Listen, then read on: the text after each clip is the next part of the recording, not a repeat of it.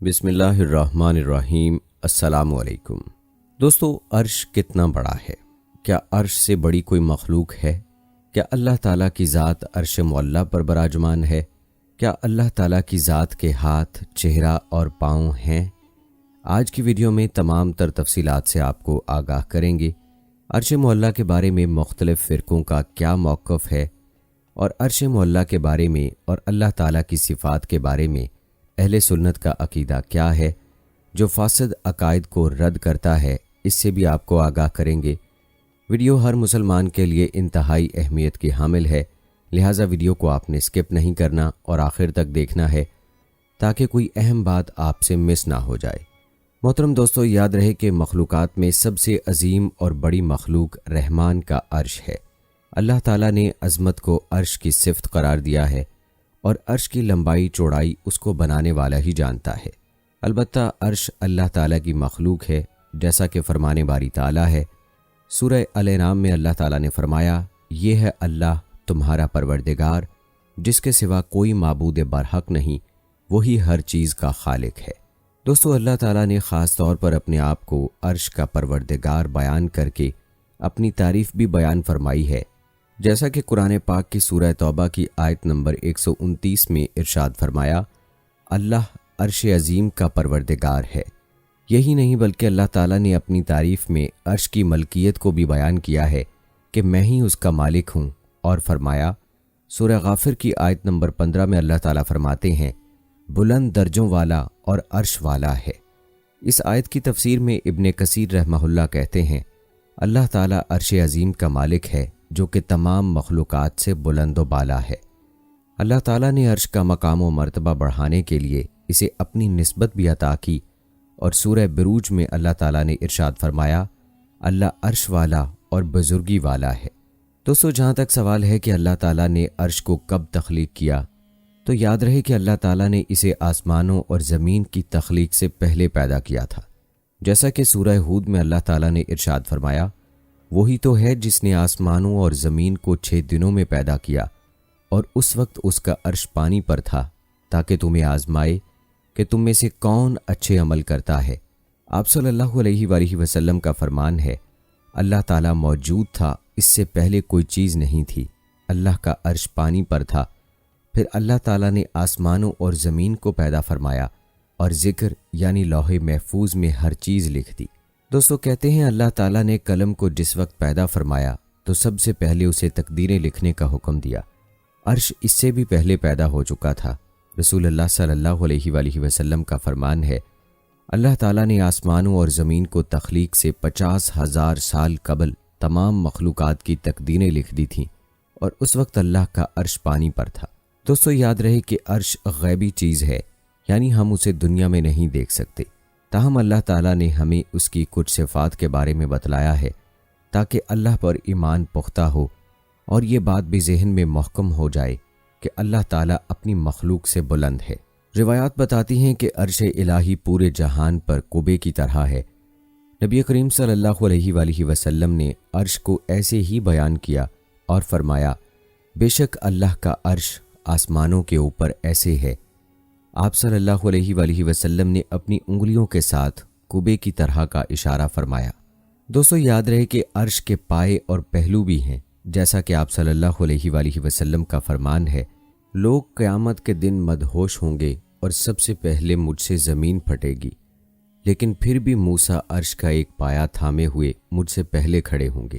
اب معلوم نہیں کہ وہ بھی مدہوش ہوئے تھے یا پہلے دنیا میں تجلی کے وقت آنے والی بے ہوشی کی وجہ سے حساب برابر ہو گیا۔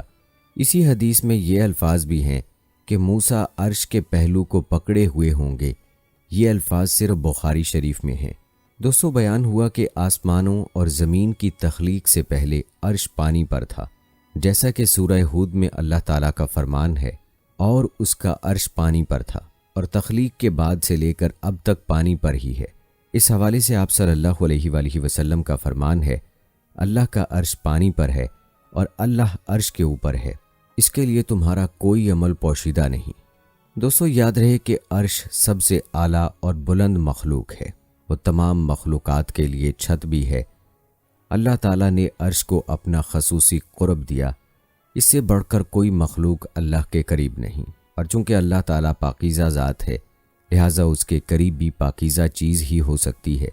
اللہ تعالیٰ نے عرش کو پیدا فرما کر اسے اپنی تمام مخلوقات سے امتیازی بلند عطا فرمائی ہے۔ ابن کثیر رحمۃ اللہ علیہ کہتے ہیں عرش تمام مخلوقات کے لیے چھت ہے، تمام آسمان، زمینیں، ان کے درمیان اور ان کے اندر کی ہر چیز عرش سے نیچے ہیں، سب کی سب اللہ تعالیٰ کے اختیار، قدرت اور علم میں گھری ہوئی ہیں۔ اللہ تعالیٰ کے تخمینے ہر چیز پر درست ثابت ہوتے ہیں اور وہ ہر چیز کا کارساز ہے۔ دوستو یہ بات بھی یاد رکھنے کی ہے کہ اللہ تعالیٰ نے آسمان کو بزرگی سے موصوف فرمایا ہے، جیسا کہ ارشاد ہے سورہ بروج میں اللہ تعالیٰ فرماتے ہیں وہ بزرگی والے عرش کا مالک ہے۔ دوستو عرش کی بزرگی کا مطلب یہ ہے کہ یہ عرش بہت بڑا ہے، اس کی شان بہت اعلیٰ ہے، بہت ہی معزز ہے، اس میں بہت سی خوبیاں ہیں، مخلوقات میں اس سے بڑھ کر کوئی نہیں، اس کا منظر اور شکل و صورت انتہائی لبھانے والی ہے، جیسا کہ فرمان باری تعالیٰ ہے سورہ مومنون کی آیت نمبر 116 میں اللہ تعالیٰ فرماتے ہیں پس بہت بلند ہے اللہ، وہ سچا بادشاہ ہے، اس کے سوا کوئی معبود نہیں، عزت والے عرش کا پروردگار ہے۔ دوستو یاد رکھیں عرش سب سے وزنی مخلوق ہے۔ روایت ہے کہ ایک بار نبی کریم صلی اللہ علیہ وآلہ وسلم سیدہ جویریہ رضی اللہ تعالی عنہا کے پاس سے صبح سویرے فجر کی نماز کے وقت گزرے تو سیدہ جویریہ رضی اللہ تعالی عنہا اپنی نماز کی جگہ بیٹھی تھیں۔ پھر جب آپ صلی اللہ علیہ وآلہ وسلم چاشت کے وقت کے بعد واپس آئے تو تب بھی سیدہ جویریہ رضی اللہ تعالی عنہا وہیں بیٹھی تھیں، تو آپ صلی اللہ علیہ وآلہ وسلم نے فرمایا کیا آپ اس وقت سے اسی حالت میں بیٹھی ہیں جس حالت پر میں چھوڑ کر گیا تھا؟ انہوں نے کہا جی ہاں۔ تو نبی کریم صلی اللہ علیہ وآلہ وسلم نے فرمایا میں نے تمہارے بعد 4 جملے 3 بار کہے، اگر انہوں نے اب تک کے تمہارے کیے ہوئے اذکار سے تولا جائے تو میرے جملے تمہارے اذکار سے وزنی ہو جائیں گے۔ وہ 4 کلمے یہ ہیں سبحان اللہ و بحمدہ عدد خلقہ و رضا نفسہ و زینت عرشہ و مداد کلماتہ۔ شیخ الاسلام ابن تیمیہ رحمۃ اللہ علیہ کہتے ہیں اس سے واضح ہوتا ہے کہ عرش کا وزن سب سے زیادہ ہے۔ دوستو یاد رہے کہ عرش کے سامنے عظمت والی کرسی ہے اور اسی کے بارے میں اللہ تعالیٰ نے فرمایا سورہ بقرہ کی آیت نمبر 255 میں اللہ تعالیٰ فرماتے ہیں اس کی کرسی آسمانوں اور زمین سے بڑی ہے۔ فرماتے ہیں کہ کرسی عرش کا زینہ ہے۔ کرسی آسمان و زمین سے بڑی ہونے کے باوجود بھی عرش کے سامنے ایسے ہے کہ جس طرح کوئی لوہے کا کڑا کھلے میدان میں گرا ہوا ہو۔ عرش کو اٹھانے کے لیے اللہ تعالیٰ نے 4 بہت بڑے بڑے فرشتوں کی ڈیوٹی لگائی ہوئی ہے۔ یہ فرشتے ہر وقت اللہ تعالیٰ کی تسبیح، ثنا اور مومنوں کے لیے استغفار کرتے رہتے ہیں، جیسا کہ سورہ غافر میں اللہ تعالیٰ فرماتے ہیں عرش اٹھانے والے اور اس کے آس پاس کے فرشتے اپنے رب کی تسبیح حمد کے ساتھ کرتے ہیں اور اس پر ایمان رکھتے ہیں، نیز ایمان والوں کے لیے استغفار کرتے ہوئے کہتے ہیں ہمارے پروردگار تو نے ہر چیز کو اپنی بخشش اور علم سے گھیر رکھا ہے، بس انہیں بخش دے جو توبہ کریں اور تیری راہ کی پیروی کریں اور تو انہیں دوزخ کے عذاب سے بچا لے۔ دوستو معلوم ہوا کہ عرش کے گرد و پیش موجود فرشتوں کا کام ہی ذکر اور دعا ہے۔ اسی بارے میں فرمان باری تعالیٰ ہے سورہ زمر میں اللہ تعالیٰ فرماتے ہیں اور تو فرشتوں کو دیکھے گا عرش کے گرد گھیرا ڈالے ہوئے اپنے رب کی حمد کے ساتھ تسبیح کر رہے ہیں اور ان کے درمیان حق کے ساتھ فیصلہ کر دیا جائے گا اور کہا جائے گا کہ سب تعریفیں اللہ کے لیے ہیں جو تمام جہانوں کا پروردگار ہے۔ دوستو یاد رہے کہ اللہ تعالیٰ نے اپنے معبود ہونے کے لیے عرش کا پروردگار ہونا دلیل کے طور پر پیش کیا ہے اور فرمایا ہے سورہ نمل میں اللہ وہ ہے جس کے سوا کوئی حقیقی معبود نہیں، وہی عرش عظیم کا پروردگار ہے۔ جھوٹے لوگوں کے الزاموں کو مسترد کرنے کے لیے بھی بتلایا کہ اللہ تو عظیم ترین مخلوق یعنی عرش کا خالق ہے اور وہ ان الزام تراشیوں سے بالکل پاک ہے۔ اسی طرح سورہ زخرف میں اللہ تعالیٰ نے فرمایا پاک ہے آسمان اور زمین کا پروردگار اور عرش کا رب ان کی بیان کردہ باتوں سے جو وہ بیان کرتے ہیں۔ دوستو اللہ تعالیٰ نے اپنے عرش کا تذکرہ اور عرش کے خالق ہونے کا تذکرہ بار بار فرمایا ہے۔ روایات میں آتا ہے کہ رسول اللہ صلی اللہ علیہ وآلہ وسلم اپنی دعاؤں میں کثرت سے وسیلہ دیتے کہ اللہ عرش کا پروردگار ہے، اور عرش کی تخلیق پر اللہ کی ثنا بیان کرتے اور مصیبت کے وقت اللہ تعالیٰ کی اس صفت کا واسطہ دیتے ہوئے یوں دعا فرماتے: لا الہ الا اللہ العظیم الحلیم، لا الہ الا اللہ رب العرش العظیم، لا الہ الا اللہ رب السماوات و رب العرش و رب العرش الکریم۔ آپ نے ملاحظہ کیا کہ ان کلمات میں اللہ رب العزت کے عرش کا تذکرہ 2 مرتبہ ہوا ہے، یعنی نبی کریم صلی اللہ علیہ وآلہ وسلم اپنی دعا میں اللہ رب العزت کی تعریف ان کلمات کے ساتھ فرماتے تھے، اور ان کلمات میں اللہ تعالیٰ کے عرش عظیم کا بھی تذکرہ ہے۔ اسی طرح ایک حدیث ہے کہ رشتہ داری عرش کے ساتھ چمٹ کر کہتی ہے: جو مجھے جوڑے اللہ اسے جوڑ دے، اور جو مجھے توڑے اللہ اسے توڑ دے۔ ایک اور روایت ہے کہ جس وقت اللہ تعالیٰ نے مخلوقات کو مکمل کر لیا تو اللہ تعالیٰ نے ایک نوشتہ تحریر فرمایا جو اللہ کے پاس عرش پر ہے کہ میری رحمت میرے غضب پر بھاری ہے۔ اسی طرح روایت ہے کہ سورج روزانہ عرش کے نیچے سجدہ ریز ہوتا ہے، جیسا کہ آپ صلی اللہ علیہ وآلہ وسلم کا فرمان ہے: سورج جا کر عرش کے نیچے سجدہ کرتا ہے، اور اللہ تعالیٰ کا سورہ یاسین کی آیت نمبر 38 میں فرمان ہے: اور سورج اپنے ٹھکانے کی جانب چلتا ہے، یہ غالب اور علم رکھنے والے کے تخمینے کے مطابق ہوتا ہے۔ اس کا مطلب یہی ہے۔ اسی طرح ایک دوسری روایت میں ابو ذر رضی اللہ تعالیٰ عنہ کہتے ہیں کہ میں نے نبی کریم صلی اللہ علیہ وآلہ وسلم سے اللہ تعالیٰ کے فرمان اور سورج اپنے ٹھکانے کی جانب چلتا ہے کے بارے میں پوچھا، تو آپ صلی اللہ علیہ وآلہ وسلم نے فرمایا: سورج کا ٹھکانہ عرش کے نیچے ہے۔ روایت میں یہ بات بھی ملتی ہے کہ رحمان کا عرش ایک عظیم صحابی کی وفات پر لرز اٹھا تھا، جن کو اسلام قبول کیے ہوئے ابھی صرف 6 سال ہی گزرے تھے، تاہم ان کی قوم کے تمام افراد ان کے ہاتھ پر اسلام قبول کر چکے تھے۔ جس وقت وہ فوت ہوئے تو ان کی عمر صرف 37 برس تھی۔ آپ صلی اللہ علیہ وآلہ وسلم کا فرمان ہے: سعد بن معاذ کی موت پر رحمان کا عرش بھی کانپ اٹھا تھا۔ یاد رہے کہ یہ صحیح حدیث ہے، اور امام ذہبی رحمۃ اللہ علیہ کہتے ہیں یہ حدیث متواتر ہے، اور میں یہ گواہی دیتا ہوں کہ یہ نبی کریم صلی اللہ علیہ وآلہ وسلم کا فرمان ہے۔ دوستو، آپ عرش معلیٰ کے بارے میں نبی کریم صلی اللہ علیہ وآلہ وسلم کی احادیث ملاحظہ فرما رہے ہیں۔ ان روایات میں اللہ تعالیٰ کے عرش کا تذکرہ مختلف انداز سے ہوا ہے۔ روایات میں یہ بات بھی ملتی ہے کہ کل مخلوقات کے فنا ہو جانے پر اللہ تعالیٰ نے عرش کو خصوصیت بخشی کہ وہ باقی ہی رہے گا۔ چنانچہ عرش ان مخلوقات میں شامل نہیں ہے جنہیں قیامت کے دن مٹھی میں لیا جائے گا یا لپیٹ دیا جائے گا، اور اہل سنت کا اتفاق ہے کہ عرش فنا نہیں ہوگا۔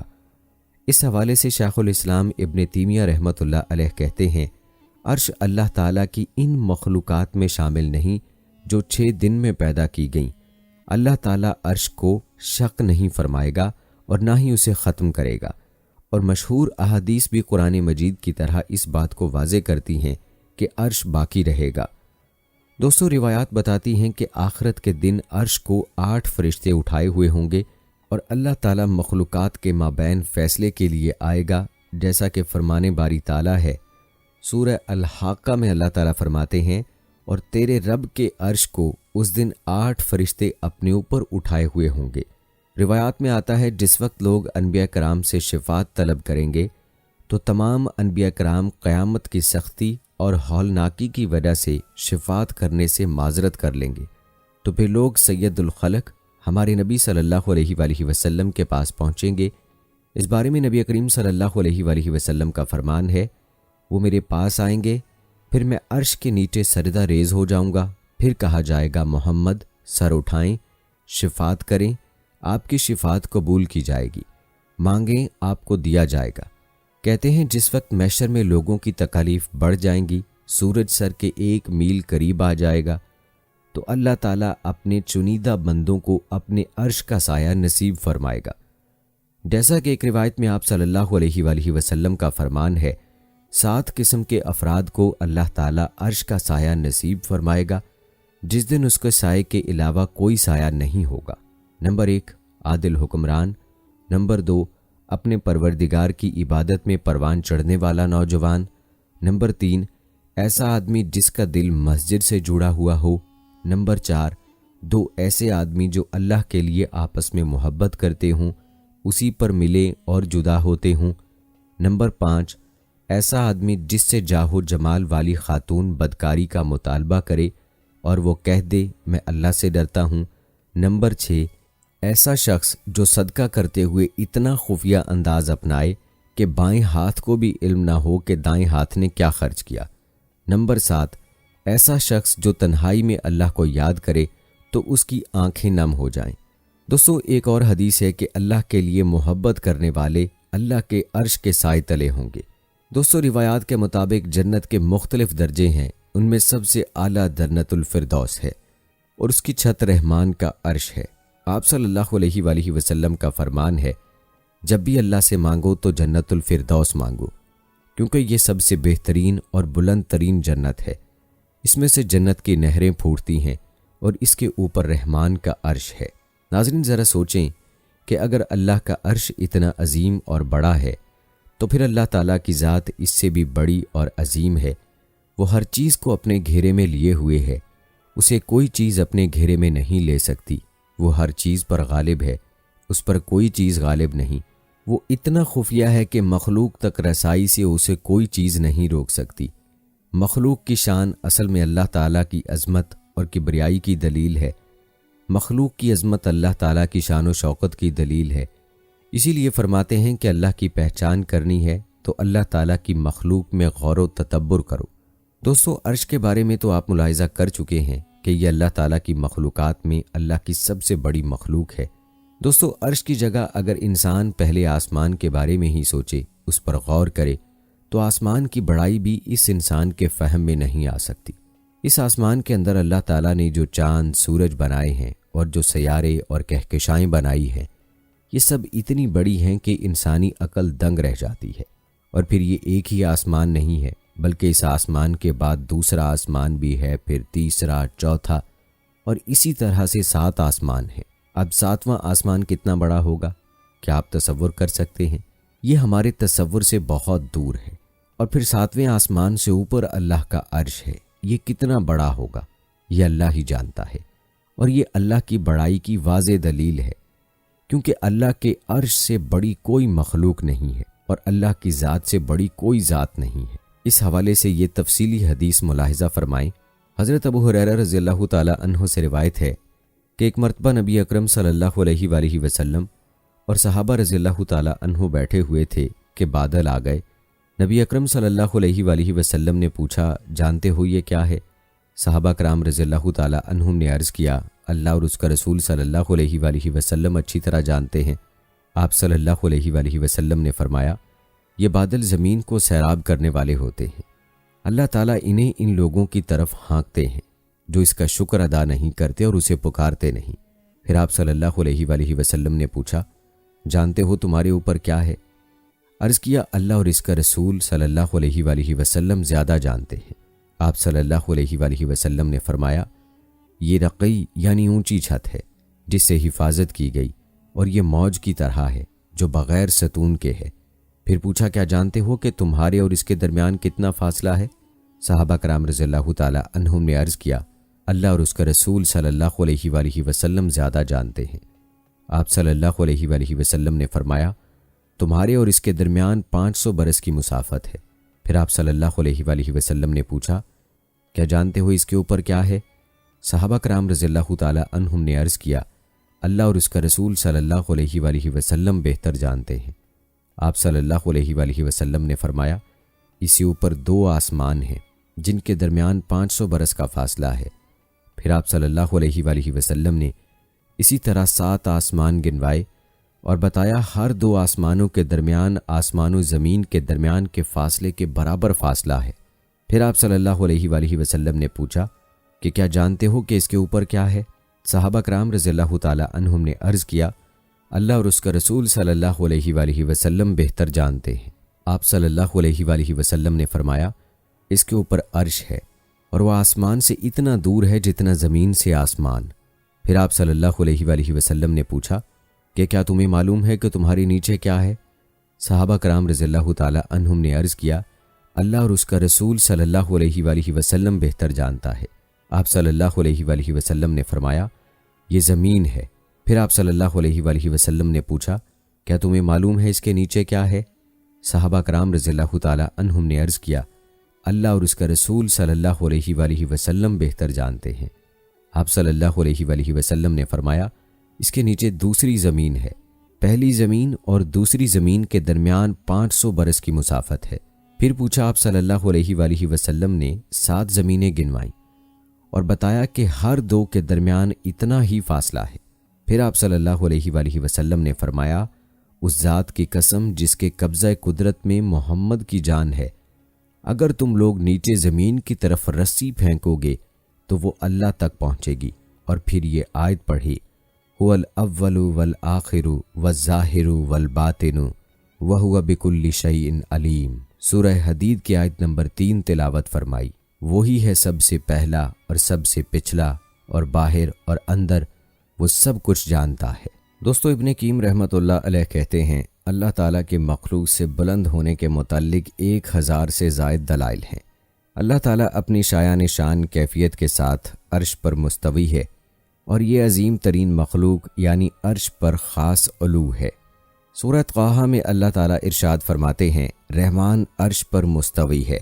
دوستو، آپ کو بتاتے چلیں کہ یہ ہمارے پیارے نبی صلی اللہ علیہ وآلہ وسلم کی شان ہے کہ آپ کو مکہ سے مسجد اقصیٰ لے جایا گیا، پھر وہاں سے انہیں 7ویں آسمان تک اوپر لے جایا گیا۔ آپ صلی اللہ علیہ وآلہ وسلم نے محرر فرشتوں کے قدموں کے چلنے کی آواز بھی سنی، اور پھر اللہ تعالیٰ نے اپنے پیارے حبیب صلی اللہ علیہ وآلہ وسلم کو سدرۃ المنتہا پر بلایا اور اپنی ملاقات سے مشرف فرمایا۔ یاد رہے کہ اللہ تعالیٰ نے مسجد اقصیٰ کا مقام و مرتبہ واضح کرنے کی غرض سے نبی اکرم صلی اللہ علیہ وآلہ وسلم کے اسراء کے لیے اسے منتخب فرمایا۔ وہیں سے آپ کا سفر معراج شروع ہوا۔ مسجد اقصیٰ کو انبیاء کرام نے بنایا ہے۔ یہ قبلہ اول اور مسجد حرام کے بعد بنائی جانے والی دنیا کی دوسری مسجد ہے۔ نیز مسجد اقصیٰ ان 3 مساجد میں سے ایک ہے جن کی جانب ثواب کی نیت سے رخت سفر باندھ سکتے ہیں۔ یہیں پر نبی اکرم صلی اللہ علیہ وآلہ وسلم نے انبیاء کرام اور رسولوں کی امامت کرواتے ہوئے نماز پڑھائی۔ اللہ تعالیٰ نے اس مسجد میں اور اس کے ارد گرد خطے کو بابرکت بنایا ہے، جیسا کہ ارشاد باری تعالیٰ ہے۔ سورہ الاسراء میں اللہ تعالیٰ ارشاد فرماتے ہیں، مسجد اقصیٰ جس کے آس پاس ہم نے برکت فرمائی۔ دوستو، روایات بتاتی ہیں کہ بیت المقدس اور اس کے آس پاس کے علاقے کی جانب لوگ محشر کے لیے جمع ہوں گے۔ دوستو، آپ کو بتاتے چلیں کہ عرش معلیٰ کے تذکرے کے ساتھ اس صفات متشابہات کی بحث بھی کی جاتی ہے۔ صفات متشابہات کے بارے میں مختلف مسلک کیا کہتے ہیں، آئیے اس بارے میں آپ کو بتاتے ہیں۔ دوستو، ثم استوی الی السماء کے ذیل میں بعض علماء نے صفات مشتبہات کی بحث چھیڑی ہے۔ ثم استوی علی العرش کے بارے میں اہل سنت والجماعت کا اجتماع اور اتفاقی عقیدہ ہے کہ ذات باری تعالیٰ زمان و مکان کی حدود سے اور سمت و جہت کی قیود سے پاک اور منزہ ہے۔ وہ لامحدود و لامحدود، وہ عرش کا محتاج ہے نہ فرش کا۔ عرش و کرسی کے وجود میں آنے سے پہلے وہ جس شان میں تھا اب بھی اسی شان میں ہے۔ البتہ جہاں تک بحث قرآن و حدیث کے ان الفاظ کے متعلق ہے جو اللہ تعالیٰ کے لیے عرش پر قرار پکڑنے کے بارے میں ہے، اور چہرہ اور ہاتھ اور آنکھ اور پنڈلی کا جن کا تذکرہ مختلف آیات میں ہوا ہے، جیسا کہ چہرے کا ذکر سورہ رحمان میں ہے، ہاتھ کا ذکر سورہ فتح میں، آنکھ کا ذکر سورہ طٰہٰ میں، اور پنڈلی کا ذکر سورہ قلم میں یوں ہوا ہے۔ یاد رہے کہ انہیں اسلاف نے صفات متشابہات قرار دے دیا ہے، کیونکہ اگر انہیں حقیقی معنوں پر محمول کیا جائے تو تجسیم و تشبیہ کی راہیں کھلتی ہیں، اور اگر صرف تنزیہ و تجرید کے تقاضے ملحوظ رکھے جائیں تو انکار صفات کے پہلو نکلتے ہیں۔ دوستو، آپ کو بتاتے چلیں کہ فرقہ مجسمہ اور مشبہہ نے تو ان صفات کے حقیقی معنی مراد لے کر تجسیم و تشبیہ کے تمام منزلیں طے کر ڈالی ہیں، اور برملا یہ دعویٰ کر دیا ہے کہ اللہ تعالیٰ بھی اس طرح ہاتھ پاؤں رکھتے ہیں جس طرح ایک مخلوق رکھتی ہے، اور آسمان و زمین کی تخلیق کے بعد اسی طرح عرش پر بیٹھے ہیں جس طرح ایک بادشاہ ملکی امور کی انجام دہی کے بعد تخت شاہی پر فروخش ہوتا ہے۔ دوسری طرف تنزیہ و تجرید کے علمبردار معتزلہ، معطلہ، جہمیہ نے مذکورہ صفات کو توحید باری تعالیٰ کے منافی قرار دے کر انہیں مجازی معنی پر محمول کیا ہے، اور پھر اسی کو حرف آخر اور حتمی بھی قرار دیا ہے۔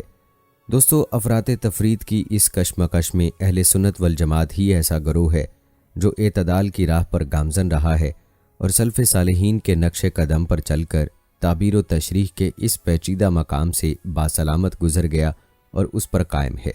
دوستو، اہل سنت والجماعت کا مسلک کیا ہے اور اس حوالے سے متقدمین سلف صالحین کا موقف کیا ہے، آئیے آپ کو بتاتے ہیں۔ دوستو، متقدمین سلف صالحین کا مسلک یہ ہے کہ جو صفات متشابہات قرآن و حدیث اور اجماع امت سے ثابت ہیں، ان کے متعلق بس اتنا ہی جان لینا کافی ہے کہ جو لفظ صفت باری پر دلالت کے نہ ہیں اس کی نسبت اللہ تعالیٰ کی طرف ثابت ہے۔ اس لفظ سے اس کا ظاہری اور حقیقی معنی ہرگز مراد نہیں، اور نیز ذات باری تعالیٰ مخلوق کی متشابہات سے پاک ہے۔ دوستو، یہی اہل سنت کا مسلمہ موقف ہے جس پر چند دلائل پیش خدمت ہیں۔ امام مالک رحمۃ اللہ علیہ کی مجلس میں ایک شخص نے الرحمن العرش الاستوا کی تلاوت کر کے یہی سوال اٹھایا کہ اللہ تعالیٰ کا استوا کیسا ہے؟ امام مالک رحمۃ اللہ علیہ نے ایک لمحہ سوچ کر ارشاد فرمایا، یہ استوا ایسا ہی ہے جیسا اللہ تعالیٰ نے آیت کریمہ میں اپنے بارے میں بیان فرما دیا ہے۔ الرحمن یعنی صرف صفت استوی کی نسبت باری تعالیٰ کے لیے ثابت ہے، اس کی کوئی کیفیت نہیں، کیونکہ یہ جسم کی خصوصیت ہے، اس لیے یہاں کیفیت کا سوال ہی پیدا نہیں ہوتا۔ امام مالک رحمۃ اللہ علیہ نے اپنے جواب میں اہل سنت والجماعت کے موقف کی ترجمانی فرمائی ہے کہ استوی باری تعالیٰ کی متشابہ المانی صفت ہے، لہذا صفت استوا کی نسبت باری تعالیٰ کے لیے ثابت کر کے اس کے معنی و مراد پر لب کشائی سے گریز کرنا چاہیے۔ یہی وجہ ہے اہل سنت استوی کی تشریح ما یلیق بیانی ایسا استوی جو اس کے شایان شان ہے سے کر دیتے ہیں۔ دوستو، اسی طرح امام ترمذی رحمۃ اللہ علیہ اپنی سنن میں صفات متشابہات کے متعلق جمہور اہل سنت کا مسلک بیان کرتے ہوئے لکھتے ہیں، ان صفات پر صدق دل سے ایمان لا کر اس کی کوئی تفسیر نہ کی جائے، بلکہ ایسا وہم بھی نہ لایا جائے جس سے تجسیم و تشبیہ کا اشارہ نکلتا ہے۔ دوستو، قرآن حدیث میں بارہا یعنی ہاتھ کا لفظ اللہ تعالیٰ کے لیے استعمال ہوا ہے، جس پر علامہ ابن حجر رحمۃ اللہ علیہ نے فرمایا کہ اس ید سے وہ ہاتھ ہرگز مراد نہیں جس کا ذکر ہوتے ہی ہمارے دل و دماغ میں ایک جسمانی عضو کا تصور دوڑنے لگتا ہے، بلکہ یہ ایک صفت باری تعالیٰ ہے جس کی نسبت باری تعالیٰ کے لیے ثابت ہے، لہٰذا اس صفت پر ایمان لا کر توقف اختیار کرنا چاہیے، کیونکہ یہی اہل سنت والجماعت کا مسلک ہے۔ دوستو، علامہ ابن حجر رحمۃ اللہ علیہ نے صفات متشابہات کے متعلق واضح فرما دیا ہے کہ یہ متشابہ المانی صفت ہے، لہٰذا اس کی تلاوت پر اکتفا کر کے اس کے معنی و مراد کے درپے نہیں ہونا چاہیے۔ علامہ بہقی رحمۃ اللہ علیہ نے امام محمد بن الحسن شیبانی رحمۃ اللہ علیہ اور سفیان بن عینیہ رحمۃ اللہ علیہ کا یہ قول نقل کیا ہے کہ کسی شخص کے لیے یہ روا نہیں کہ صفات متشابہات کی تفسیر عربی یا عجمی زبان میں کرتا پھرے، ان الفاظ کو پڑھ کر ان سے گزر جانا ہی بس ان کی تفسیر ہے۔ دوستو، بیان کیے گئے دلائل سے متقدمین سلف صالحین کا موقف روز روشن کی طرح عیا ہو گیا کہ یہ صفات متشابہ المانی ہیں، ان کے ظاہری معنی مراد لینا کسی طرح درست نہیں۔ البتہ آپ کو بتاتے چلیں کہ متقدمین کے مسلک پر کچھ شبہات اٹھائے گئے ہیں، آئیے آپ کو ان شبہات اور ان کے جوابات بھی بتاتے ہیں تاکہ آپ کسی کے اٹھائے جانے والے سوالات کا جواب آسانی سے دے سکیں۔ پہلا شبہ یہ اٹھایا گیا کہ اگر صفات متشابہات استوی، ید، وجہ وغیرہ کے ظاہری معنی اس لیے مراد نہیں لیے جا سکتے کہ اس سے جسمانیت کے پہلو سامنے آتے ہیں، تو پھر محکم صفات علم، قدرت، حیات وغیرہ کا تصور بھی تو جسمانیت کے بغیر نہیں ہو سکتا، انہیں بھی متشابہات قرار دیا جائے۔ دوستو، اس کا جواب یہ ہے کہ اس شبے کی یہ بنیاد ہی غلط ہے کہ محکم صفات علم، قدرت، حیات کا تصور جسم کے بغیر نہیں ہو سکتا، کیونکہ ان صفات کا اطلاق جب باری تعالیٰ پر کیا جاتا ہے تو اس کی اولین دلالت جسم پر نہیں ہوتی، بلکہ ان الفاظ کے کانوں میں پڑتے ہی جو معنی اخذ ہوتے ہیں اس میں تنزیہ و تجرید کے تقاضے پوری طرح جلوہ گر ہوتے ہیں اور دل و دماغ کے کسی گوشے میں جسم کا تصور نہیں ابھرتا، برخلاف صفات متشابہات استوا، ید، وجہ کے ان الفاظ کی اولین دلالت ہی جسمانیت پر ہوتی ہے۔ ان کے ظاہری معنی مراد لینے کے بعد جسمانی لوازم کو وہم و خیال سے دور نہیں رکھا جا سکتا، لہٰذا اگر متشابہات اور محکمات میں یہ فرق ملحوظ رکھا جائے تو اشکال پیدا ہی نہ ہوں، دوسرا شبہ یہ بیان کیا جاتا ہے کہ اگر متشابہات کے معنی مراد کا علم صرف اللہ تبارک و تعالیٰ کو ہے تو پھر ان کو قرآن کریم میں ذکر کرنے کا کیا فائدہ ہے؟ تو اس کا جواب یہ ہے کہ اگرچہ ہمیں صفات متشابہات کے معنی و مراد کا علم نہیں، لیکن ان پر ایمان لانا بھی باعث نجات اور ثواب ہے۔ علاوہ ازیں اس کی تلاوت کے بھی معنوی فوائد اور برکات ہیں، اگرچہ ان تک ہماری رسائی نہیں ہے۔ دوستو، جہاں تک متاخرین سلف صالحین کے مسلک کی بات ہے تو ان کا مسلک یہ ہے کہ صفات متشابہات کے ایسے مجازی معنی بیان کیے جا سکتے ہیں جو اللہ تبارک و تعالیٰ کے شایان شان ہوں، بشرطیہ کہ اس لفظ کے اندر مجازی معنی مراد لینے کی گنجائش ہو۔ نیز اس مجازی معنی کو احتمال تفسیر کے درجے میں رکھا جائے، انہیں قطعی اور یقینی نہ کہا جائے۔ لہٰذا ید سے قدرت، وجہ سے ذات اور استوا سے استیلا یعنی غلبہ مراد لیا جا سکتا ہے۔ چونکہ متاخرین کے زمانے میں کئی فرقہائے باطلہ رواج پذیر ہو کر امت مسلمہ کی وحدت فکر کو پارا پارا کرنے میں مصروف کار تھے، جن میں سر فہرست مجسمہ اور مشبہ ایسے فرقے تھے جو صفات سے متشابہات کے ظاہری الفاظ کا سہارا لے کر اللہ تعالیٰ کے لیے مخلوق کی طرح ہاتھ، پاؤں، چہرہ، پنڈلی وغیرہ ثابت کرتے تھے۔ دوستو، متاخرین سلف صالحین نے جب دیکھا کہ یہ فرقہ باطلہ عوام کی ذہنی سطح سے غلط فائدہ اٹھا کر انہیں گمراہی کی طرف دھکیل رہے ہیں، تو انہوں نے تعویل کا مسلک اختیار کر کے تمام متشابہات کے مناسب سادہ عام فہم معنی بیان کیے۔ مثلا کہا ید سے ہاتھ نہیں قدرت مراد ہے، وجہ سے چہرہ نہیں بلکہ ذات مراد ہے، استوی سے استقر اور جلوس نہیں بلکہ استعلا اور غلبہ مراد ہے۔ دوستو، حقیقت یہ ہے کہ قرآن و حدیث میں متعدد ایسے مقامات ہیں جہاں الفاظ کی ظاہری دلالت سے قطع نظر کر کے مجاز و استعارے کی آڑ لی جاتی ہے، اور چاروں ناچار تسلیم کرنا پڑتا ہے کہ جب تک اس انداز بیان کی توجیہ مجاز کی روشنی میں نہ کی جائے تو افہام و تفہیم کے تقاضے پورے نہیں ہو سکتے۔ مثلا قرآن کریم میں ہے ہر چیز کو فنا ہے مگر اس کا منہ یعنی ذات۔ اگر یہ وجہ منہ کی تعویل ذات سے نہ کی جائے تو پھر آیت کریمہ کا صاف صاف مطلب یہ ہوگا کہ اللہ تعالیٰ کی ید، قدم، ساق جنہیں غیر مقلدین اللہ کے عضو تسلیم کرتے ہیں فنا اور زوال پذیر ہو جائیں گے، صرف باری تعالیٰ کا چہرہ ہی قائم و دائم رہے گا۔ چنانچہ اس مقام پر خود غیر مقلدین تعویل و تعبیر کی ضرورت سے بے نیاز نہ رہ سکے، اور ان کے لیے وجہ کی تعویل ذات سے کرنے کے علاوہ کوئی چارہ کار نہ رہا۔ اسی طرح سورہ نحل میں اللہ تعالیٰ نے فرمایا، البتہ دغابازی کر چکے ہیں جو تھے ان سے پہلے، پھر پہنچا حکم اللہ کا۔ اس آیت میں فاتح اللہ کی تعویل فاتح عذاب اللہ یعنی اللہ کا عذاب آیا سے کرتے ہیں۔ اس کے علاوہ بھی قرآن و حدیث میں کتنے ہی ایسے مقامات ہیں جہاں غیر مقلدین نے تعویل استعارے سے بلا جھجک کام لیا ہے۔ دوستو، خلاصہ یہ ہے کہ مقدمین کے نزدیک یہ صفات ید، وجہ، استوی متشابہ المانی ہیں۔ صفات متشابہات کے لغوی معنی تحت اللفظ کیے جا سکتے ہیں، لیکن ان کی تشریح اور وضاحت معروف فی الخلق سے نہیں کر سکتے۔ اگر ان صفات کو معروف معنی کے ساتھ اللہ تعالیٰ کے لیے ثابت کریں تو اس سے تجسیم لازم آتی ہے، اور کیفیت کی جہالت سے ہم تجسیم سے نہیں نکل سکتے۔ دوستو، یاد رکھیں، امت کے اس عظیم حصے کو اور ان سے وابستہ محدثین کرام، فقہائے عظام کو بدعتی اور گمراہ کہنے والا شخص خود گمراہ اور بدعتی ہے۔ یہاں آپ کو استوی علی العرش کے حوالے سے غیر مقلدین کے ناقابل فہم مسلک کے بارے میں بھی بتاتے ہیں۔ ان کے مسلک سے آگاہی بہت ضروری ہے تاکہ آپ خود ان کے مسلک سے دور رکھ سکیں۔ دوستو، غیر مقلدین کا موقف یہ ہے کہ اپنے حقیقی معنوں پر محمول یعنی اللہ تعالیٰ پھر بیٹھا تخت پر، اور عرش اللہ تعالیٰ کا مکان ہے، اور اللہ تعالیٰ جہت بلندی سے متصف ہے۔ اسی طرح ید، وجہ، ساق سے اللہ تعالیٰ کے اعضاء و جوارح مراد ہیں، تاہم ان کی کیفیت مجہول ہے۔ دوستو، اگر غیر مقلدین کے مذکورہ موقف و مسلک کو درست قرار دیا جائے تو ذات باری تعالیٰ کے لیے جسم تسلیم کیے بغیر کوئی چارہ کار نہیں رہتا، کیونکہ باری تعالیٰ کے لیے مکان و جہت اور اعضاء جارحہ، منہ، ہاتھ، پنڈلی ثابت کرتے ہی جسمانیت کے تمام پہلو غیر شعوری طور پر پیدا ہو جاتے ہیں، یا پھر یہ مسئلہ مبہم اور ناقابل فہم بن جاتا ہے۔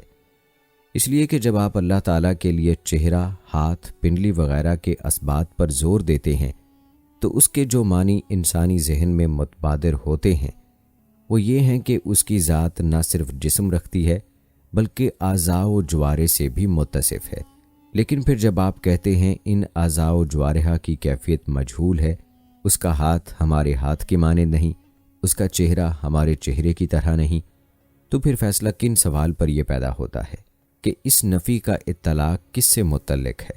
کیا اس کا مطلب یہ ہے کہ وہ چہرے، ہاتھ، پنڈلی وغیرہ کے مدولات ہی سے متصف نہیں، یا یہ کہ وہ ایک نوع کے اعضائے جارحہ تو رکھتا ہے مگر یہ اعضائے جارحہ تمام ذی اعضاء حیوانات سے مختلف ہیں؟ اگر پہلی صورت صحیح ہے تو اس کا مطلب یہ ہے کہ آپ الفاظ کے ہیر پھیر میں سرگرداں اور کسی نتیجے تک پہنچنے سے قاصر ہیں، کیونکہ ایک چیز ثابت کر کے پھر اس کی نفی کر دینے سے کوئی واضح مفہوم سامنے نہیں آتا۔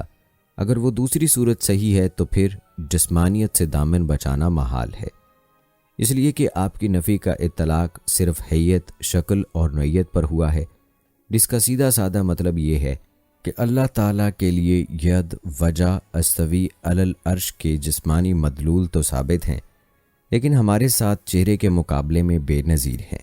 دوستو، غیر مقلدین کے مسلک کی مذکورہ کیفیت سے واضح ہوتا ہے کہ ان کا مسلک اہل سنت سے جدا اور ناقابل فہم ہے۔ دوستو، علامہ قرطبی رحمۃ اللہ علیہ نے کیا خوب فرمایا، صفات متشابہات میں تعویل سے پہلو تہی اختیار کر کے الفاظ کے ظاہری معنی کے درپے ہو جانے کا مطلب تو یہ ہوا کہ قرآن کریم کی آیات تضاد بیانی کا شکار ہیں، کیونکہ صفات متشابہات کے ظاہری معنی مراد لینے سے قرآن کی کئی آیات تضاد و تناقض کا شکار ہوتی نظر آتی ہیں۔ دوستو، آپ کو بتاتے چلیں کہ غیر مقلدین امام مالک رحمۃ اللہ علیہ کے قول سے غلط استدلال بھی کرتے ہیں۔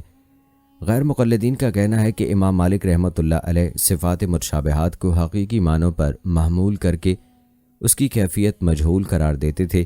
چنانچہ ایک بار ان سے جب استوا کے متعلق دریافت کیا گیا تو انہوں نے واضح الفاظ میں فرمایا، الاستوا غیر مجہول، یعنی لفظ استوا کی دلالت اپنے معنی و مراد استقرار پر واضح ہے، یعنی اللہ تعالیٰ عرش پر مستقرر ہیں، البتہ اس استقرار کی کیفیت مجہول ہے۔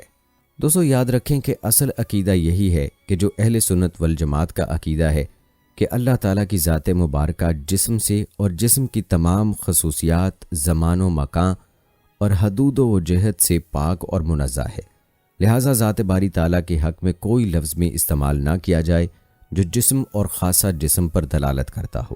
چنانچہ علامہ ابن حجر رحمۃ اللہ علیہ ایک مقام پر لکھتے ہیں، اللہ تعالیٰ کی حکمتوں پر کیوں اور کیسے کا سوال اٹھانا ایسے ہی ابز ہے جیسے اللہ کے وجود پر کہاں اور کیسے کا سوال ہے۔ لیکن غیر مقلدین اور نام نہاد سلفیوں کے نزدیک عرش باری تعالیٰ کا مکان اور فوق باری تعالیٰ کی جہت ہے۔ دلیل مانگنے پر فوراً مسلم شریف کی حدیث پیش کر دیتے ہیں جس میں آپ صلی اللہ علیہ وآلہ وسلم نے ایک باندی سے پوچھا، آئین اللہ، اللہ کہاں ہے؟ جواب میں باندی نے کہا، فی السماء، آسمان میں ہے۔ غیر مقلدین اس حدیث سے یوں استدلال کرتے ہیں کہ آپ صلی اللہ علیہ وآلہ وسلم کا آئینہ سے اللہ کی ذات کے متعلق سوال فرمانا مکان الہی کے ثبوت پر واضح دلیل ہے۔ پھر باندی کے جواب فی السماء پر خاموش رہنا بلکہ اسے مومنہ قرار دے کر آزاد کرا دینا اس بات کی دلیل ہے کہ باندی کا جواب درست تھا کہ اللہ تعالیٰ فی السماء یعنی جہت فوق میں ہے۔ دوستو، مذکورہ حدیث کی چھان بین کرنے پر معلوم ہوا کہ غیر مقلدین نے جس حدیث کو بنیاد بنا کر اپنے عقیدے کی عمارت کھڑی کی ہے اس کو محدثین نے معلول اور شاذ قرار دیا ہے، اور یاد رہے کہ یہ حدیث معلول اور شاذ حدیث ہے۔ اس حدیث پر اختلاف بھی موجود ہے جو مقلدین پیش کرتے ہیں۔ دوستو، خلاصہ یہ کہ ایک معلول اور شاذ روایت سے عقیدے کا استنباط نہیں کیا جا سکتا، اور ایسی شاذ روایت کو بنیاد بنا کر اشارہ کو گمراہ اور بدعتی کہنا تو سراسر جہالت ہے یا تعصب۔ بالفرض اگر اس روایت کو صحیح تسلیم کر لیا تو پھر عین کا سوال ذات باری تعالیٰ کے مکان کے لیے نہیں بلکہ منزلت اور مرتبے کے لیے ہوگا، یعنی ہمارے اللہ کا مرتبہ کیا ہے، یا یہ کہ اللہ تعالیٰ کے احکام و اوامر کا مکان کون سا ہے۔ دوستو، یہ تھا تذکرہ چند فرقوں کا جو عرش اور اللہ تعالیٰ کے صفات کے متشابہات کے حوالے سے تھا۔ یاد رہے کہ اللہ کی ذات میں زیادہ غور نہیں کرنا چاہیے بلکہ اللہ تعالیٰ کی صفات میں تدبر کرنا چاہیے کہ جن سے اللہ کی بڑائی معلوم ہوتی ہے، بجائے اس کے کہ انسان اس پر بحث کرے کہ اللہ تعالیٰ کے ہاتھ پاؤں ہیں، تو انسان یہ سوچے کہ عرش معلیٰ جیسی عظیم مخلوق کو تخلیق کرنے والی ذات کتنی عظیم ہوگی۔ دوستو، عام انسانوں کے لیے بہتر یہی ہے کہ وہ اس طرح کے مسائل میں نہ الجھیں، البتہ ان کا مناسب علم ہونا ضروری ہے تاکہ خود کو گمراہی سے بچا سکیں۔ دوستو، اللہ تعالیٰ کی چند صفات ملاحظہ فرمائیں، اس کے بعد آپ کو عرش کے بارے میں مزید حقائق بھی بتاتے ہیں، لہٰذا ویڈیو کو سکپ مت کیجیے گا۔ یاد رکھیں کہ اللہ ہر جگہ موجود ہے۔ حق تعالیٰ جل شانہ تمام نقائص اور عیوب سے اور حدوث کے نشانوں سے اور مخلوقات کے مشابہت سے اور مماثلت سے پاک اور منزہ ہے، اور وہ خداوند بے مثل و مانند ہے، جوہر اور عرض ہونے سے مبرہ اور صورت اور شکل و جسم اور جسمانیت سے معرہ ہے، اور جواہر و اجسام اور آراز کی صفات اور لوازم سے مبرہ ہے، بے مثل اور بے چوں چگوں ہے، کوئی شے اس کے مثل اور برابر نہیں، اس لیے کہ اللہ تعالیٰ قدیم اور ازلی ہے، تو ممکن اور حادث کے مشابہ کیسے ہو سکتا ہے؟ اگر بالفرض خدا کا مخلوق کے مشابہ ہونا جائز ہو تو پھر مخلوق کے احکام کا خالق پر جاری ہونا بھی ممکن ہوگا۔ الغرض نہ خدا مخلوق کے مشابہ ہے اور نہ مخلوق خدا کے مشابہ ہے۔ یہ ناممکن ہے کہ قدیم کی کوئی صفت حادث میں اور حادث کی کوئی صفت قدیم میں پائی جائے، اس لیے اللہ تعالیٰ ہر قسم کے تغیر و تبدل سے پاک ہے، اس لیے کہ تغیر و تبدل ممکن کی صفت اور خاصیت ہے۔ دوستو، اللہ تعالیٰ نہ جسم ہے اور نہ جوہر ہے اور نہ عرض ہے، وہ ان سب چیزوں سے پاک اور منزہ ہے۔ جسم تو اس لیے نہیں کہ جسم بہت سے اجزاء سے مرکب ہوتا ہے، اور جو مرکب ہوتا ہے اس کی تحلیل اور تفریق اور تقسیم بھی ممکن ہوتی ہے، اور ترکیب و تحلیل اور تفریق و تقسیم اللہ تعالیٰ کی بارگاہ سے بہت دور ہے۔ نیز جو چیز اجزاء سے مل کر بنتی ہے، اول تو وہ اپنی ترکیب میں اجزاء کی محتاج ہوتی ہے، اور احتیاج اور خدائی کا جمع ہونا عقلاً محال ہے، اور پھر مرکب اپنی بقا میں اجزاء کا محتاج ہوتا ہے، اور اللہ احتیاج سے منزہ ہے۔ دوستو، اللہ کی یہ صفت ہے کہ اس کے لیے باپ اور بیٹا ہونا محال اور ناممکن ہے۔ جب یہ ثابت ہو گیا کہ خدا تعالیٰ کا جسم ہونا ناممکن اور محال ہے، تو ثابت ہو گیا کہ خدا نہ کسی کا باپ ہو سکتا ہے اور نہ بیٹا ہو سکتا ہے، کیونکہ توالد اور تناسل خاصہ جسمانیت کا ہے، اور اللہ تعالیٰ جسمانیت سے پاک اور منزہ ہے۔ نیز توالد اور تناسل محتاجگی کی دلیل ہے، جیسے اولاد اپنے پیدا ہونے میں ماں باپ کی محتاج ہے، ایسے ہی ماں باپ اپنی خدمت گزاری میں اور نسل کے باقی رہنے میں اولاد کی محتاج ہیں، اور اللہ تعالیٰ احتیاج سے منزہ ہے۔ نیز اولاد ماں باپ کی ہم جنس ہوا کرتی ہے، سو اگر کوئی خدا کا بیٹا ہوگا تو خدا کی وحدانیت ختم ہو جائے گی، جو دلائل سے ثابت ہے۔ معاذ اللہ، یاد رہے کہ اللہ تعالیٰ کی کوئی صورت اور شکل نہیں، اس لیے کہ صورت اور شکل تو جسم کی ہوتی ہے، اور اللہ تعالیٰ تو صورتوں اور شکلوں کا خالق ہے۔ جس چیز کے لیے صورت اور شکل ہوتی ہے وہ محدود اور متناہی ہوتی ہے، اور اللہ تعالیٰ میں کوئی تغیر و تبدل نہیں، اور خدا کے لیے کوئی حد اور نہایت نہیں۔ دوستو، اللہ تعالیٰ کے لیے کوئی مکان اور زمان اور جہت اور سمت نہیں، کیونکہ وہ غیر محدود ہے، اور مکان اور جہت محدود کے لیے ہوتے ہیں، اور مکان اور زمان مکین کو احاطہ کیے ہوئے اور گھیرے ہوئے ہوتے ہیں، اور اللہ تعالیٰ ہی سب کو محیط ہے۔ زمین و زمان اور کون و مکان سے اسی کے مخلوق ہیں، اور اس کے احاطے قدرت میں ہیں۔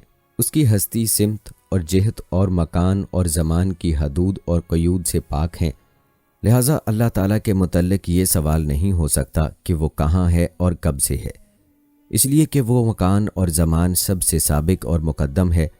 مکان اور زمان سب اسی کی مخلوق ہے، وہ تو لامکان اور لازمان ہے۔ اسی کی ہستی مکان اور زمان پر موقوف نہیں، بلکہ زمان اور مکان کی ہستی اس کے ارادے پر موقوف ہے۔ دوستو، خدا تعالیٰ اس سے منزہ ہے کہ وہ عرش پر یا کسی جسم پر مطمئن اور مستقر ہو۔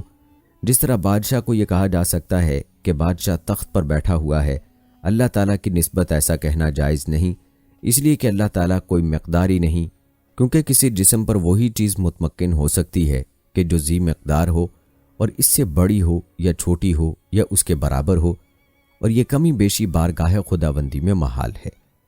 دوستو، یہاں آپ کو ایک دلچسپ واقعہ بتاتے ہیں جو اس سوال سے جڑا ہے کہ کیا عرش خدا سے بڑا ہے۔ یہ واقعہ ایک مناظرے کے حوالے سے ہے۔ کہتے ہیں رئیس المناظرین متکلم اسلام ترجمان اہل سنت حضرت مولانا محمد امین صفدر اوقاڑوی صاحب رحمۃ اللہ علیہ نے فرمایا کہ میں مکہ سے مدینہ جا رہا تھا۔ راستے میں غیر مقلدین شرارتیں کر رہے تھے۔ بس میں بیٹھے ہوئے ایک دوسرے کو کہہ رہے تھے کہ روضہ پاک کی زیارت کی نیت نہ کرنا، مسجد نبوی کی نیت کرنا۔ حضرت مولانا محمد امین صفدر اوقاڑوی صاحب رحمۃ اللہ علیہ نے فرمایا یہ آپ کو گمراہ کر رہے ہیں، آپ روضہ پاک کی ہی نیت کریں، مسجد میں تو جانا ہی جانا ہے۔ وہ حضرت مولانا محمد امین صفدر اوقاڑوی صاحب رحمۃ اللہ علیہ کی طرف دیکھنے لگے۔ حضرت مولانا محمد امین صفدر اوقاڑوی صاحب رحمۃ اللہ علیہ نے فرمایا کہ لوگ مکہ سے مدینہ کیوں جاتے ہیں 1 لاکھ کا ثواب چھوڑ کر 50,000 کا ثواب لینے کے لیے؟ یہ کوئی عقل مندی تو نہیں کہ اعلیٰ کو چھوڑ کر ادنا کو حاصل کیا جائے، وہ بھی اتنا لمبا سفر کر کے اور اتنے پیسے لگا کر؟ کہ اتنا نقصان کیوں کرتے ہیں؟ معلوم ہوا کہ وہاں کوئی ایسی چیز ضرور ہے جو بیت اللہ میں بھی نہیں ہے، جس کی شان بیت اللہ سے بھی بڑھ کر ہے۔ ہمارا یہی عقیدہ ہے کہ وہ خاک پاک جو جسد اطہر سے مس کر رہی ہے، وہ درجے میں عرش العظیم اور بیت اللہ دونوں سے بڑھ کر ہے۔ حضرت مولانا محمد امین صفدر اوقاڑوی صاحب رحمۃ اللہ علیہ نے فرمایا کوئی یہ نہ سمجھے کہ خدا سے مصطفیٰ صلی اللہ علیہ وآلہ وسلم کے مکان کو بلند کر دیا ہے اس لیے کہ خدا لا مکان ہے۔ اگر خدا کا مکان ہوتا تو ہم سے مصطفیٰ صلی اللہ علیہ وآلہ وسلم کے مکان سے اعلیٰ سمجھتے، لیکن چونکہ خدا لا مکان ہے اس لیے جتنے مکان والے ہیں ان میں سب سے زیادہ شان مصطفیٰ صلی اللہ علیہ وآلہ وسلم کے مکان کی ہے۔ ایک غیر مقلد جلدی سے بولا الرحمن علی العرش استویٰ، اللہ کا بھی مکان ہے عرش اعظم۔ حضرت محمد امین صفدر اوقاڑوی صاحب رحمۃ اللہ علیہ نے جواب میں فرمایا آپ کو مکان مقین کا معنی بھی آتا ہے؟ مکان ہمیشہ مقین سے بڑا ہوتا ہے، اسی لیے تو آدمی اس کے اندر بیٹھتا ہے۔ کیا عرش خدا تعالیٰ سے بڑا ہے اور وہ خدا کو گھیرے ہوئے ہے؟ تو اس نے کہا کہ بے شک عرش بڑا ہے۔ حضرت نے جواب میں فرمایا پھر تو نماز کے شروع میں اللہ اکبر کیوں کہتا ہے، العرش اکبر کیوں نہیں کہتا؟ جب تو اللہ اکبر سے نماز شروع کرتا ہے پھر تو بڑا بے ایمان ہے کہ تجھے اللہ سے بھی بڑی چیز مل گئی ہے، پھر بھی تو اللہ اکبر ہی کہتا ہے۔ وہ شرمندہ ہو کر خاموش ہو گیا۔ دوستو معلوم ہوا کہ عرش ایک عظیم بلند نورانی مخلوق ہے۔ عرش و کرسی پر ایمان لانا واجب ہے۔ جہاں تک سوال ہے کہ عرش کتنا بڑا ہے، عرش تمام مخلوقات میں سب سے بڑا ہے۔ اللہ پاک نے اسے 7ویں آسمان کے اوپر قائم کیا ہوا ہے۔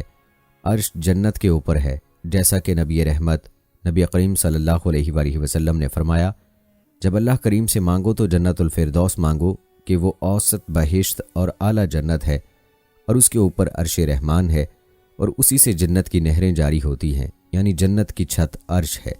دوستو جہاں تک سوال ہے کہ عرش کس چیز سے بنا ہے تو اس بارے میں مختلف اقوال ہیں۔ نمبر 1 نور سے بنا ہے، نمبر 2 صبر زبرجد سے بنا ہوا ہے، نمبر 3 سرخ یاقوت سے بنا ہے۔ امام ابراہیم یاجوری رحمۃ اللہ علیہ فرماتے ہیں اس کی حقیقت کا قطعی علم نہیں ہے، اس لیے اس بارے میں حتمی رائے قائم کرنے سے خاموش رہنا بہتر ہے۔ اس کی حیت شکل و صورت کے بارے میں تحقیق یہ ہے کہ عرش گول نہیں ہے بلکہ وہ گنبد نما ہے جو جنت کی چھت ہونے کے ساتھ تمام مخلوقات اور دنیا کے اوپر سایہ فگن ہے۔ اس کے 4 ستون ہیں۔ زمین و آسمان سے بھی پہلے حضرت سیدنا عبداللہ بن عباس رضی اللہ تعالی عنہ فرماتے ہیں ہر معمار پہلے دیواریں بناتا ہے پھر ان پر چھت ڈالتا ہے، لیکن اللہ پاک نے پہلے چھت بنائی پھر دیواریں، کیونکہ اس نے زمین و آسمان کو بنانے سے پہلے عرش بنایا، پھر ہوا کو پیدا فرمایا، اس کے پر بنائے، ان پروں کی کثرت کو اللہ تعالیٰ ہی جانتا ہے، پھر ہوا کو حکم دیا کہ وہ پانی کو اٹھائے۔ اللہ تعالیٰ کا عرش پانی کے اوپر ہے جبکہ پانی ہوا پر ہے۔ اس کے بعد اللہ تعالیٰ نے عرش کو اٹھانے والے فرشتے کو پیدا فرمایا۔ اللہ تعالیٰ کو عرش و کرسی کی حاجت نہیں، بے شک وہ ان دونوں کے بنانے سے پہلے بھی تھا، حالانکہ اس وقت مکان بھی نہ تھا۔ دوستو جہاں تک سوال ہے کہ زمین و آسمان سے پہلے عرش کہاں تھا، تو ہمارے پیارے نبی حضرت محمد صلی اللہ علیہ وآلہ وسلم نے ارشاد فرمایا اللہ پاک نے زمین و آسمان پیدا کرنے سے 50,000 سال پہلے ہی مخلوق کی تقدیریں لکھ دی تھیں۔ اس وقت اللہ کریم کا عرش پانی پر تھا۔ دوستو نبی کریم صلی اللہ علیہ وآلہ وسلم نے فرمایا 3 چیزیں عرش سے لٹکی ہوئی ہیں۔ رشتہ داری، یہ کہتی ہے یا اللہ میں تیری وجہ ہی سے ہوں لہٰذا مجھے نہ توڑا جائے۔ نمبر 2 امانت، یہ کہتی ہے یا اللہ میں تیری وجہ سے ہی ہوں لہٰذا مجھ میں خیانت نہ کی جائے۔ اور نمبر 3 نعمت، کہتی ہے یا الہی میں تیری طرف سے ہوں لہٰذا میری ناشکری نہ کی جائے۔ دوستو معلوم ہوا کہ عرش اللہ تعالیٰ کی تخلیق کا عظیم مظہر ہے۔ عرش کیسا ہے، عرش کی عظمت و جلالت کیا ہے، مکمل تفصیل آپ نے ملاحظہ کی ہے۔ آخر میں آپ کو قرآن و حدیث کی روشنی میں اللہ تعالیٰ کی صفت خالقیت کے بارے میں بتاتے ہیں۔ دوستو اللہ تعالیٰ صفات جلال اور جمال سے موصوف ہے۔ اس کی ذات، اسماء، صفات اور افعال سبھی کامل ترین ہیں۔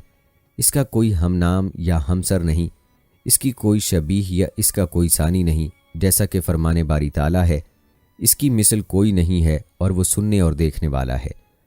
دوستو اللہ تعالیٰ کے خصوصی ناموں میں سے خالق اور الخلاق ہیں۔ پیدا کرنا اللہ تعالیٰ کی صفت اور فعل ہے۔ یہ ایسی صفت ہے جو اللہ تعالیٰ کے سوا کسی اور کے لائق نہیں۔ اللہ تعالیٰ کا خالق ہونا واضح ترین علم ہے۔ اللہ تعالیٰ کا خالق ہونا ہر حقیقت کی بنیاد ہے، کیونکہ تمام کی تمام موجودات اسی کی ایجاد اور پیدا کرنے کی وجہ سے ہیں۔ وہی پیدا کرتا ہے اور جانتا ہے، اسی لیے تمام اقوام اس کے خالق ہونے کی قائل رہی ہیں۔ نیز اللہ تعالیٰ نے شرک و کفر کرنے والوں پر اسی صفت کو حجت بنایا اور فرمایا، کیا انہیں عدم سے وجود دیا گیا یا وہ اپنے آپ کو خود ہی پیدا کرنے والے ہیں؟ سیدنا جبیر بن مطعم رضی اللہ تعالیٰ عنہ کہتے ہیں، جب میں نے یہ آیات سنی تو قریب تھا کہ میرا دل ہوا ہو جاتا۔ دوستو ہمارا پروردگار بلا نمونے کے پیدا کرنے والا ہے، اس میں اس کا کوئی ساتھی نہیں، جیسا کہ فرمان باری تعالیٰ ہے۔ سورہ فاطر میں اللہ تعالیٰ فرماتے ہیں، کیا اللہ کے سوا کوئی خالق ہے؟